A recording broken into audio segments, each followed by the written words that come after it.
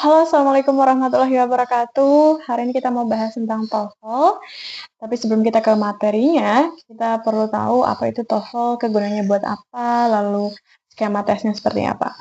TOEFL ini ada dua jenis, ada ITP sama IBT. IBT itu Internet Based Test, yang biasanya digunakan untuk mendaftar ke luar negeri, perguruan tinggi luar negeri.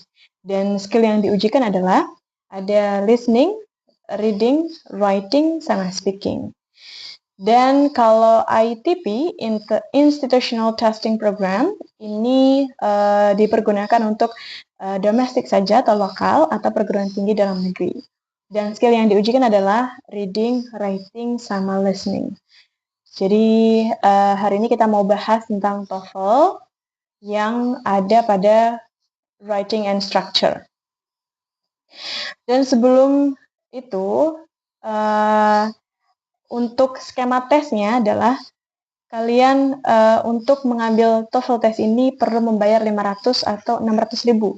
Dan apabila kalian sudah mengambil lalu skornya masih di bawah passing grade atau ambang batas minimal, maka kalian perlu mengambil tes ulang untuk bisa sampai skornya melampaui batas minimal yang diperlukan. Dan biasanya yang saya tahu ada batas minimal untuk yang non bahasa Inggris, biasanya skornya minimal 450, dan kalau yang dari bahasa Inggris dia harus 550. Seperti itu. Dan makanya saya himbau atau saya sarankan untuk sebelum mengambil TOEFL test, kalian perlu adanya mengambil TOEFL course atau latihan TOEFL dulu untuk bisa one shot atau sekali tembak bisa langsung melampaui nilai yang diperlukan. Seperti itu. Dan kali ini kita akan mendampingi kalian untuk belajar di TOEFL course, khususnya untuk yang structure and writing expression. Let's go. Untuk yang pertama. Hari ini kita akan belajar. Untuk hal yang pertama yang paling gampang terlebih dahulu, di sini ada belajar tentang subject and verb. Karena dalam mengerjakan soal di TOEFL test, khususnya di structure and writing expression, kalian perlu wajib mengetahui dan mampu mengidentifikasi mana subjek dan mana verbnya. Nah, di sini ada beberapa soal. Sebelum kita ke jenis soal yang asli ya, kalau ini hanya drilling saja. Jenis soal yang nanti di TOEFL itu bukan seperti ini, yakni pilihan ganda. Tapi di sini kita perlu untuk drilling dulu, latihan dulu, untuk menentukan, mengidentifikasi mana subjek dan mana verb. Dan apabila kalimat tersebut mengandung subjek dan verb, maka dianggap kalimat yang benar. Atau nanti kita tulis correct sentence atau C di sini ya.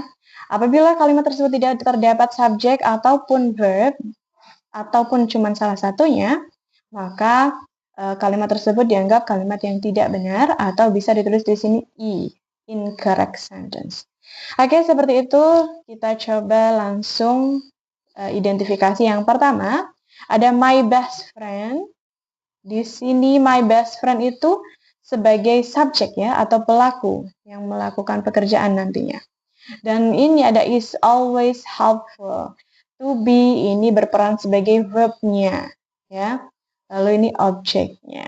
So, kalimat nomor 1 dianggap sebagai kalimat yang benar atau correct sentence. Yang kedua, ada the bus schedule has changed last week. The bus schedule di sini sebagai subjeknya ya, atau jadwal dari bus has changed. Ada present perfect di sini ya, tenses present perfect, ada has sama verb 3 yang artinya sudah berubah. Maka dia kata kerja, lalu ada last week. Last week itu adverb of time atau kata keterangan waktu. So, kalimat ini dianggap sebagai kalimat benar atau correct sentence. Okay.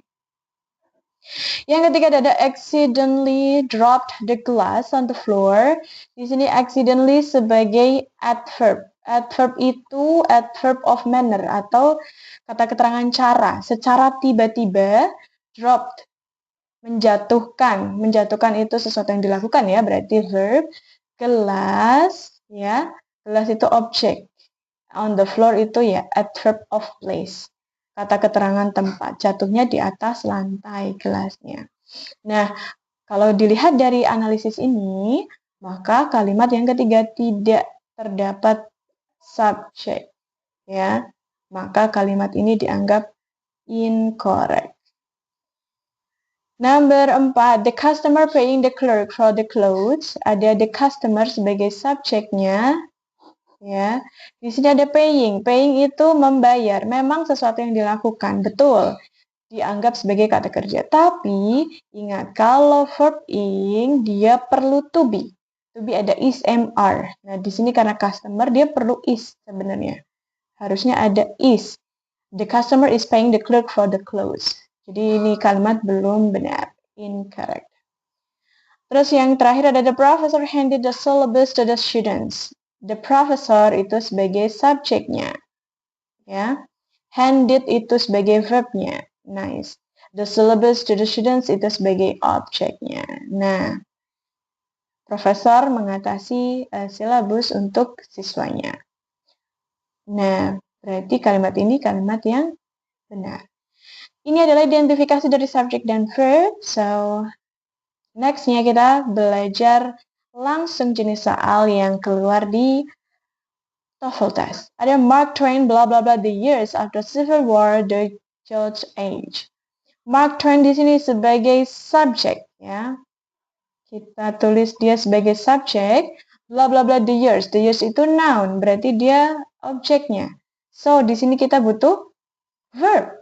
Ya, oke, kita lihat di yang C. Identifikasi dulu, analisis dulu pilihan gandanya, kita eliminasi ya. Ada he, called. He itu subjek, called itu verb. Nah, kita cuma butuh verb nih, karena Mark Twain sudah sebagai subjek. Maka jangan pilih yang C. Kita cross. Lalu yang D, his calls. His calls itu panggilannya, berarti dia kata benda. Kata benda biasanya sebagai subjek. Dan di sini kita nggak butuh subjek karena subjek sudah ada Mark Twain. So kita cross, kita nggak jawab yang D. Berarti antara called dan calling, antara A and B. Nah, kita analisis dulu kalau calling, ingat, verb ing itu butuh to be. Sedangkan di sini there is no to be here. Tidak ada to be, is, am, are, atau was, were ya. So, yang paling tepat adalah yang A. Ini ya. Answer is A. Called. Nice. Next, number ada in 1867, bla bla. Ini keterangan waktu ya, of course. Bla bla bla Alaska. Alaska itu noun atau kata benda ya. Berarti dia sebagai objek karena dia di belakang. Nah, apa yang kita perlukan? Di sini kita perlu subjek ya dan verbnya. Karena sudah ada objeknya. Kita analisis dari pilihan gandanya purchase the United States. Purchase itu membeli. The United States itu Amerika Serikat ya atau noun. Maka dia verb sama subjek. Kebalik ya. Kita butuhnya subjek dengan verb. Sama dengan B, to purchase the United States juga sama. Dia verb subject. Jadi kita jangan pilih A dan B. Kita lihat yang C. United States purchase of. United States subjeknya bisa ya, bisa subjeknya.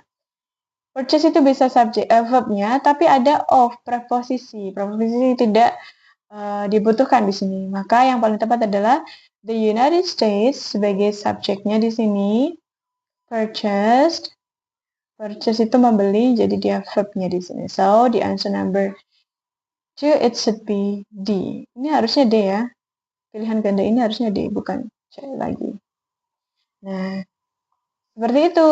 Sekarang ada PR-nya, homework. Jadi kesimpulannya adalah kalian perlu mampu untuk menganalisis mana subjeknya dan mana verbnya.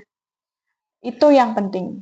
Lalu nanti kalian bisa menjawab pertanyaan TOEFL structure seperti ini. Gitu ya. Next, kita ada materi apa lagi di berikutnya? Tunggu saja. Boleh tanya loh ya, kalau misalkan masih ada yang belum jelas. Thank you.